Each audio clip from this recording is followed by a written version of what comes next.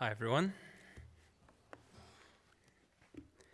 Tomorrow is the first day of school for many of you. And my short little sermon is going to be just for you, mostly. Let's open our Bibles to 1 Timothy 4, chapter 4, verse 12.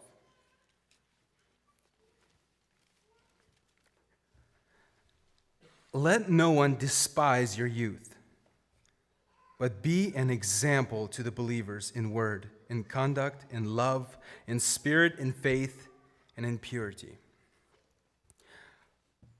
Paul writes to Timothy, Timothy being a young man going into ministry. And Paul wants to encourage him and tell him that you are a young minister, but yet do not let people despise your youth. The title student, which many of you will put on tomorrow, it is now your primary ministry. Don't think that singing or preaching or saying a poem is your primary ministry. You will spend the majority of your time in the classroom. Which means, as followers of Jesus, that's where you are ought to serve. The moment you think, or the moment you put your secondary ministry in the amount of time spent, meaning, as your primary, then your primary ministry as a student, servant of God, will become secondary, which will be in danger of being set aside. When someone asks me, what is your ministry? I say, it's my construction business. And if they ask if I have any other ministries, I would mention that I also translate and sometimes I preach. Remember, as Christians, we represent Jesus everywhere. I like how the King James says this. It says, let no man despise thy youth, but be thou an example of the believers. We are to be examples. We are his hands and feet.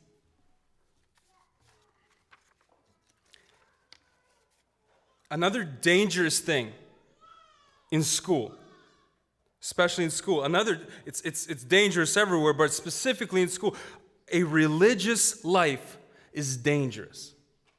What do I mean about that? Well, I'll explain and tell you a little about my story. When I was in high school, I used to pull up in the parking lot on my car, and I would look and see students holding hands around the flagpole praying. Instead of joining them, I accused them. I saw them holding hands, some were wearing hats, and I said, they're charismatic. Religion will cause you to avoid what Christ wants you to do.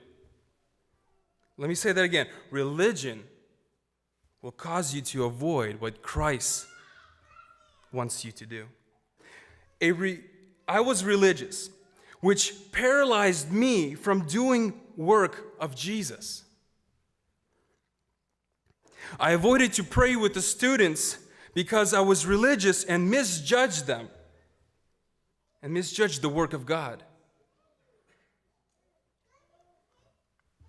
Religion keeps you idle. Relationship with Jesus makes you alive. I recently met a classmate that I went to school for so many years. And neither of us knew we were Christians. How sad. We were just like everybody else.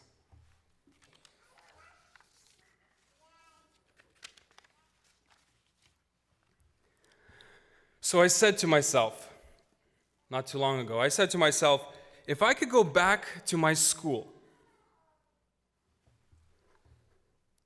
if I could go back in time, I would speak about Jesus more. Not only that, I would affect the school. I would go into the school, in the student board and be part of that and affect the school. But a small voice inside me said, listen, if you're not doing that now, if you're not talking to people about Jesus, and if you're not affecting your community, there is no way, even if I had the privilege to go back, I would change anything.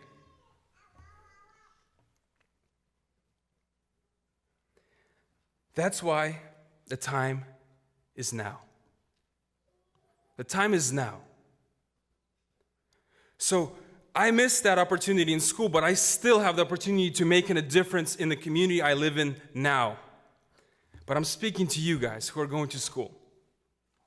You have a wonderful opportunity. Don't let people despise your youth.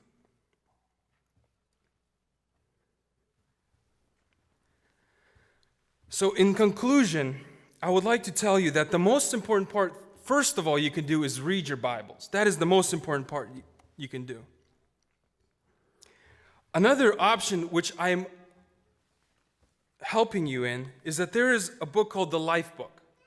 The Gideons made a life book that is specifically made for students to give to students.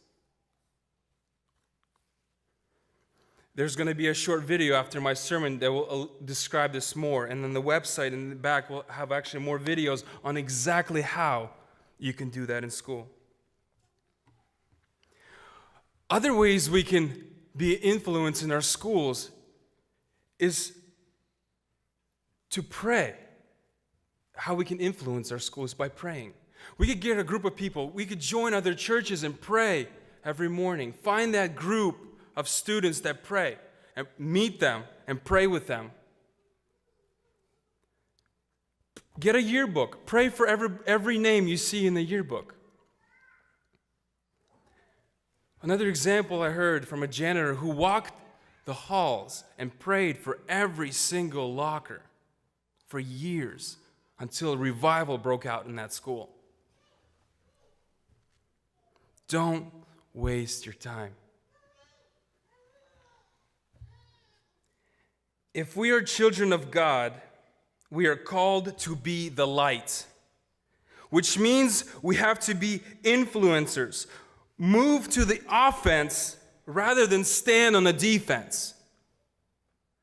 We have to fight for our schools and not let the enemy take hold of it, and also our friends.